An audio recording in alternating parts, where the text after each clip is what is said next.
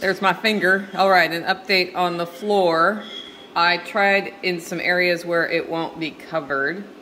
And I started with this wet look sealer, which is right here. You can see it here. It's not that much darker than the actual concrete. Then I used the bare concrete stain and put a little test there. That's the actual color that the floor was supposed to be. And then somebody told me wood stain would work, so I tried this wood stain, just a tiny little bit.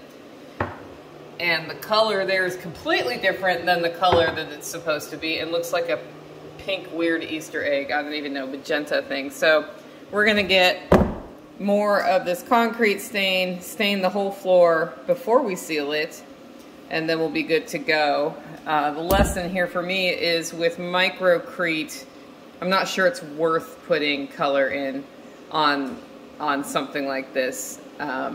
It just, when I burnished it and with the polymers in there, it just did not get anywhere close to the color. Like you can see how dramatically, like that dark part of the stain is the color it was supposed to be, and that's fine.